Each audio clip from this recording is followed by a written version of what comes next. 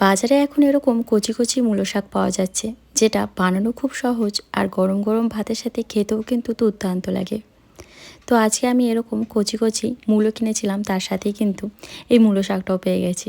তো আমি মূলোগুলোকে আলাদা করে কেটে রাখলাম, আর মূলো শাকের ওপরে যে বড় বড় ডাঁটিগুলো থাকে সেগুলোকে আমি কেটে বাদ দিচ্ছি। যদি খুব কচি হয় তাহলে আপনারা এটাকে কিন্তু মূলো শাকের সাথে কেটেও নিতে পারেন। এখন মূলো শাকটাকে একদম মিহি মিহি করে কুচিয়ে নিতে হবে।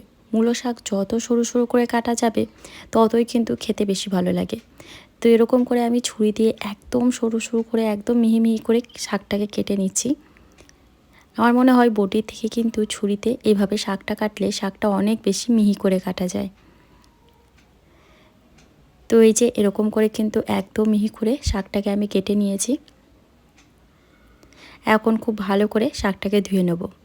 এরপর একটা কড়াইয়ের মধ্যে, শুকনো কড়াইয়ে আমি প্রথমে শাকগুলো দিয়ে দিচ্ছি অল্প পরিমাণে লবণ, ওই 1/4 টেবিল স্পুনের মতো লবণ দিয়েছি। কারণ শাকটা সেদ্ধ হওয়ার পর কিন্তু অনেকটাই কমে আসবে, তার জন্য প্রথমে যদি লবণটা বেশি দিয়ে দিই সেক্ষেত্রে কিন্তু সেদ্ধ হয়ে যাওয়ার পর শাকের মতো লবণটা বেশি লাগতে পারে। লবণ দেওয়ার পর শাকের সাথে খুব ভালো করে মিশিয়ে এইভাবে একদম মিডিয়াম টু লো ফ্লেমে ঢাকা চাপা দিয়ে শাকটাকে সিদ্ধ করে নিতে হবে। শাক থেকে যে জলটা বেরোবে সেই জলেই কিন্তু শাকটা খুব সুন্দর সেদ্ধ হয়ে যাবে। মাঝে একবার নাড়াচাড়া করে আবারও আমি ঢাকা চাপা দিয়ে দিচ্ছি। তো এই যে শাকটা কিন্তু সেদ্ধ হয়ে গেছে, আর শাকটাকে একদম শুকনো করে আমাদের সেদ্ধ করতে হবে। যদি মনে হয় শাকটা জলজলে আছে তাহলে কিন্তু গ্যাসের ফ্লেমটা একটু হাই করে দিয়ে একদম শুকনো করে সেদ্ধ করে শাকটাকে নামিয়ে রাখতে হবে। এখন কড়াইতে কিছুটা পরিমাণ সর্ষের তেল দিয়ে তার মধ্যে দিলাম কয়েকটা শুকনো লঙ্কা। শুকনো লঙ্কাটাকে একদম লাল করে ভেজে নেওয়ার পর সেদ্ধ করে রাখা শাকটা এখন আমি দিয়ে দিচ্ছি।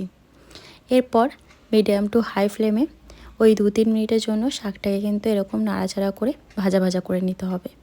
তাহলে কিন্তু মূলো শাক একদম রেডি হয়ে যায়। গরম গরম ভাত দিয়ে এই মূলো শাক খেতে কিন্তু খুবই দুর্দান্ত লাগে। অবশ্যই এইভাবে একবার মূলো শাক বাড়িতে বানিয়ে দেখবেন, আশা করি আপনাদেরও ভালো লাগবে। আর আজকের রেসিপি যদি আপনাদের ভালো লাগে তাহলে প্লিজ ভিডিওতে একটা লাইক দিয়ে চ্যানেলটা সাবস্ক্রাইব করে আমার পাশে থাকবেন। তো আজকের মতন বাই।